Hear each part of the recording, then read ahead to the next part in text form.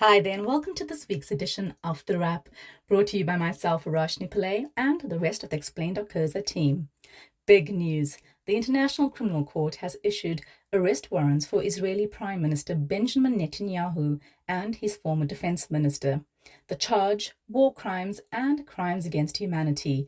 We guess Bibi is finally heading to The Hague. This is a developing story, so check out our website for more information. Meanwhile, as South Africa gears up to host the G20 in 2025, a historic first for the continent, there's plenty to celebrate, but also much to question. Over in our lifestyle stories, the Springboks forward planning masterclass to Black Coffee's vision for empowering the next generation of musicians, Mzansi is proving its resilience and innovation. Be sure to wear your dancing shoes and dance to Black Coffee when we wallop Wales on Saturday. Yet for all our brilliance, tensions over Spaza shop regulations, the plight of Zamazamas in Stilfontein, and Joburg's ongoing infrastructure woes remind us of the remaining hurdles. So let's dive into your weekly update of empowering and easy to understand news. First up, the Springboks' dominance in 2024 has been a masterclass in forward planning. This year has showcased not only their skill, but their ability to create a sustainable legacy, solidifying their status as a rugby powerhouse. Under Dr. Rassie Erasmus's shrewd leadership and Siya Kolisi's inspirational captaincy, South Africa has seen back-to-back World Cups, 2 rugby championship titles, a British and Irish Lions series win, the Freedom Cup and the Mandela Challenge Plate have all made their way into the Springboks' heaving trophy cabinet. But here's the thing about true greatness, it's never content. Erasmus is meticulously building for the future while keeping the team at the height of world rugby. The numbers tell the story of this forward planning. Over 13 matches this year, the Springboks fielded 52 players, showcasing the depth of talent that no other country can even dream of, let alone replicate. The squad's depth is its greatest strength. Veterans like Handré Pollard and Eben Etzebeth provide stability, while younger stars such as Kaanan Moody and Jaden Hendrickse push the boundaries of the game. Even recent awards reflect the commitment to both experience and youth. Etzebeth, Peter Steph-du-Toit, and Cheslin Kolbe are all nominated for the prestigious World Rugby Player of the Year award. Meanwhile, the emergence of young players like Sasha Fain-Bangombe-Nzulu, nominated for Breakthrough Player of the Year, assures fans that the next generation is ready to take the baton. Looking ahead to the 2027 Rugby World Cup, the team's focus on innovation, depth, and adaptability sets them apart. Critics have pointed out the need for a more dynamic attacking strategy, but the Springboks' ability to deliver under pressure has silenced most doubters. Meanwhile, get ready for the Springboks as they prepare to close out their season against Wales on Saturday evening in Cardiff at 7:40 p.m. South Africa time. While challenges such as an increasing player demands and a packed schedule loom, this year has proven the Springboks are more than just a team. They're a dynasty in the making, ready to dominate for years to come. In other big news, a Gauteng High Court preliminary ruling has thrown a lifeline to hundreds of Zamazamas, illegal artisanal miners, trapped for weeks in abandoned mines in Stilfontein, Northwest. On Saturday, Judge Brenda Nukicher ordered police to allow essential supplies and permit miners to surface without interference until a final hearing, originally scheduled for Tuesday this week, but that has since been postponed and will be heard later today. The ruling came after an urgent application by the Society for the Protection of Our Constitution, which argued that the police blockade violated the miners' constitutional rights to life and access to food and water. Still, National Police spokesperson Brigadier Atlinda Mate says that those who resurface in good health will be processed and detained. The order does not prevent SAPS from performing its constitutional mandate. There have been weeks of tension in the mining town thanks to the government's controversial Smoke Them Out strategy, part of its national Operation Vula Mgodi campaign to eliminate illicit mining. More than 1,000 Zamazamas have been arrested after resurfacing. Many others remain trapped underground with little access to food or water, creating a growing humanitarian crisis. Many Zamazamas are also undocumented migrants afraid of being arrested or deported if they surface. Police are hesitant to enter the mine shafts, fearing that some miners may be armed or involved in criminal syndicates. Reports suggest that some miners have resorted to eating vinegar and toothpaste to survive, and there are concerns that some may be too weak to leave the mine. President Cyril Ramaphosa has accused criminal syndicates of exploiting vulnerable individuals. The South African Human Rights Commission is investigating whether the police violated constitutional rights. At the same time, critics argue that the country's failure to implement small-scale mining policies has contributed to the crisis. On Friday, families of illegal miners staged a peaceful protest. For many in Stilfontein, illegal mining is not a choice but a desperate means of survival. According to South Africa, the Northwest has one of the highest unemployment rates in the country, with 54% of the population unemployed and 12,000 jobs lost in the second quarter of this year alone. As the nation waits the court's final ruling today, the crisis in Stilfontein highlights the tension between law enforcement priorities and humanitarian needs. In international news, Donald Trump's imminent return to the White House is already shaking up the global political landscape after he's nominated several controversial figures for key cabinet positions. From a vaccine skeptic to a former Fox News host, Trump's picks have raised eyebrows across both political aisles in the US and prompted heated debates about the qualifications of these candidates. These nominations are not only stirring the pot in Washington, but can potentially affect US relations with South Africa significantly. Let's take a closer look. First up, Robert F. Kennedy Jr. as Health and Human Services Secretary. Kennedy is an outspoken vaccine skeptic. He's called COVID-19 vaccines the deadliest ever made and has promoted discredited conspiracy theories. If confirmed, he will oversee a $1.8 trillion public health budget, potentially derailing global vaccination initiatives. This, together with the Trump administration's American First policy, may mean South Africa will find it harder to collaborate with the US on health programs, such as the US President's Emerging Plan for AIDS Relief, PEPFAR, which has been running since 2003 and contributed $120 billion to the fight against HIV, greatly helping South Africa. Then there is Pete Hegseth, Defense Secretary. Hegseth, a Fox News host and military veteran, has no experience in government. Known for his criticism of diversity in the military, including female participation in combat roles, and his take on woke policies, he represents a sharp pivot towards hyper-conservative military values. Next up is Mike Huckabee as the U.S. ambassador to Israel. A staunch supporter of Israel, Huckabee's appointment signals a deepened U.S. commitment to its ally. This could complicate South Africa's pro-Palestinian stance, particularly as tensions rise in the Middle East.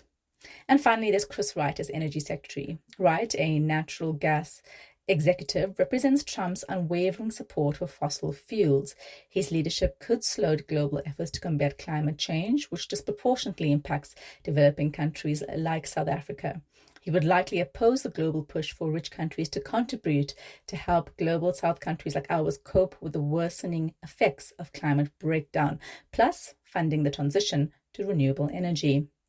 With the world watching, these choices signal a bumpy road ahead for US-South Africa relations and potentially for global stability. In some boxing news, in a wild but ultimately disappointing matchup, Jake Paul, the YouTuber turned boxer, handed boxing legend Mike Tyson a painful defeat in their heavyweight bout on Friday night at AT&T Stadium in Texas. The 58-year-old Tyson, once the baddest man on the planet, couldn't quite keep up with the 27-year-old Paul, who was all speed and agility, dominating the fight from start to finish. After the fight, Paul called Tyson the greatest to do it and said it was an honor to share the ring with him. For Tyson, despite the loss, the former world champion kept his head high, saying he was happy to have challenged himself. His knee brace might have slowed him down, but he said if that were a problem, he wouldn't have stepped into the ring in the first place. Now, Tyson is regarded as one of the greatest heavyweight boxers in history. He became the youngest boxer to win a heavyweight title at 20 years old and was the first to hold the WBA, WBC, and IBF titles simultaneously. Tyson's aggressive style and knockout power, with an 88% knockout-to-win ratio, made him an intimidating force in the ring. Celebrity boxing matches kicked off in earnest in the late 20th and early 21st century. Initially, they were mostly fun charity events or quirky TV segments. But everything changed in 2017 when Conor McGregor, then the UFC lightweight champion, stepped into the boxing ring with Floyd Mayweather Jr. in what was dubbed the money fight. McGregor pocketed a cool $30 million and Mayweather bragged $100 million, instantly mainstreaming celebrity boxing. Closer to home, the headline-grabbing match between Casper Novaes and influencer Slick Talk back in 2021 created a media frenzy with spicy pre-fight trash talk and loads of spectacle.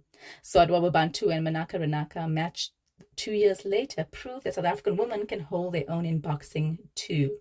However, lovers of boxing like former world champion Duke McKenzie argue that these fights water down the sport's authenticity.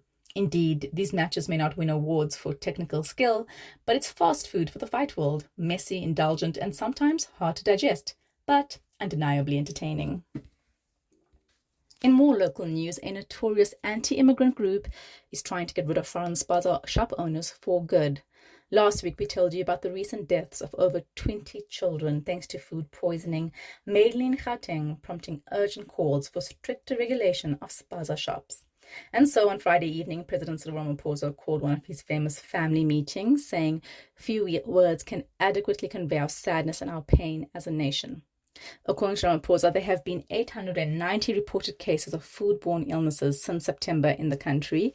He said the National Institute for Communicable Diseases found evidence of the deadly pesticide turbofos in snacks eaten by the Naledi 6 who died in Soweto. Turbofos has been banned in the European Union since 2009, but continues to be manufactured and exported from Europe, which campaigners have dubbed a double standard. Ramaphosa also mentioned the chemical aldicarb, locally known as galaferimi, linked to 6 deaths last year, despite its ban in South Africa since 2016. Shockingly, aldicarb is still sold openly in townships. The president has called for the immediate closure of implicated spaza shops, mandatory registration of all spazas in the next 21 days, inspections for food establishments, and strengthened regulations on pesticide sale and use. But tensions flared in Soweto on Monday as members of the xenophobic Operation Dudula movement blocked foreign shop owners from registering their businesses at the Jabulani Civic Centre. Dudula leader Zandile Dabula claimed, "South Africans are hurtful. We no longer want foreign nationals owning spaza shops." Some South African owners like Teliso and Nkoma also voiced frustration, saying they were unfairly penalized despite running safe businesses. Families of the deceased children are calling for accountability. Joshua Maboy, whose daughter Lesedi died after eating poisoned snacks bought from a spaza shop in Alexandra, expressed doubt that the new measures would bring real change. He said, "We've seen spaza shops shut down only to reopen soon after." As grieving families search for justice and communities wrestle with their anger, the real challenge remains how to enforce safety without further fracturing our already divided society. In entertainment news, Grammy-winning DJ and producer Black Coffee is once again proving he's more than just a global music icon. He's a visionary determined to leave a lasting legacy. While his hypnotic beats have taken him to the world's biggest stages, including a history-making performance at Madison Square Garden in October, his latest project brings the focus back home to South Africa. Speaking at a media briefing in Parktown, Johannesburg, Black Coffee announced this week plans to establish a music college under the Black Coffee Foundation. He said, "I'm about to do a project that is close to my heart." By tapping into his global network, Black Coffee aims to fundraise internationally to support the initiative, which he sees as critical for nurturing the next generation of talent. This announcement comes as Black Coffee continues to push boundaries for African music. His rise from humble beginnings in Durban to becoming one of the most sought-after DJs globally is a testament to his perseverance and innovation. His groundbreaking Madison Square Garden show in October last year was not just a personal milestone, but a moment of cultural pride, proving the growing global appetite for Afro-inspired beats. The proposed college will focus on more than just creating superstars. Black Coffee emphasized the importance of empowering artists with industry knowledge and life skills. His goal, to build a sustainable future for South African music that uplifts communities and provides opportunities for young creatives who might otherwise be overlooked. His initiative joins other efforts by South African icons to give back, like local actress Connie Ferguson's foundation and DJ Zintley's work with aspiring female DJs. For Black Coffee and others, it's clear the spotlight is not just a destination, it's a platform to inspire and create change. In another depressing City of Joburg story, an iconic Joburg monument is crumbling and officials are scared they're running out of time to save it. The Johannesburg Civic Centre precinct in Braamfontein, once the symbol of the city's administration, is now a safety hazard and a growing crime den. The 16-story main building, built in 1975, has not been in use since September last year, after a second fire broke out in the building, which used to house the mayor's office, was deemed too unsafe for use. It's riddled with cracks and leaks, and homeless people have started using the building as a shelter. On a recent visit to the precinct, Joburg's council speaker Nobuhle Mthembu said the visit was to determine whether the building could be repaired so that the 48,000 civil servants who once worked there could return to work. Many of these civil servants are now being housed in rented offices across Braamfontein or working from home. How much do the rentals of the civil servants cost the taxpayer? That is, believe it or not, unknown. City of Joburg spokesperson Ntatisi Modingwane said the procurement process was still in progress. Meanwhile, repairs to the precinct would cost around 1 billion rand, according to updated estimates from a 2019 report by the Johannesburg property company, the JPC. Raising the building and rebuilding could cost up to 3 billion rand. The decline of the Civic Centre, unfortunately, mirrors the decline of Jozi over the years. If it's not hijacked buildings catching fire, it's repair work not being fixed. The damage caused by the gas explosion on Lillian Ngoyi, formerly Bree Street, last year, still has not been fixed. There's also the looming water crisis, which frustrates residents to no end. Hopefully, come the 2026 local government elections, residents show the power of their votes. If there's anything 2024 showed us, it's that this is possible. Finally, South Africa is set to take the global stage as host of the G20 summit next year, 2025, becoming the first African country to lead the prestigious forum of major economies. The announcement followed this year's summit in Rio de Janeiro, Brazil, where leaders discussed global issues under the theme Building a Just World and a Sustainable Planet. The G20, or Global 20, is made up of 19 wealthy and developing countries plus the European Union. It brings together country leaders over challenges like economic stability, climate change, and sustainable development. This year's summit also welcomed the African Union as a permanent member, a significant win for the continent. President Cyril Ramaphosa's statements at this year's summit emphasized food security, global governance reforms, and a multilateral approach to ending the ongoing conflict in Palestine.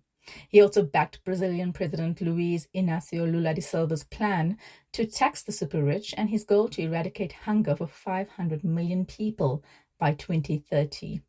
But the summit was not without its challenges. Leaders failed to agree on clear commitments to phase out fossil fuels, while Ukraine dominated discussions without direct mention of Russia's role in the conflict. The G20's attempt to address climate finance also left questions unanswered, with no clear plans for who will fit the bill. Then there was Brazil's First Lady, Janja Lula da Silva, throwing an F-bomb at billionaire businessman Elon Musk. Speaking about the need to regulate social media to combat misinformation, Janja said, "I'm not afraid of you, F you, Elon Musk." As South Africa prepares to lead in 2025, its chosen theme, fostering solidarity, equality, and sustainable development, will focus on unemployment, poverty, and inequality, along with climate change and debt relief for developing nations. The logistical challenges ahead are daunting, but this is an opportunity to prove South Africa's capability on the world stage. If we can keep the lights on, fix the potholes, and ensure the catering does not run out of milk tart, South Africa might just pull it off. That's it from us at The Wrap, an award-winning product of Explain.co.za. Simple news summaries for busy people. Remember to share the love. Tell your friends to sign up at explain.co.za/subscribe. Till next time, goodbye from the team.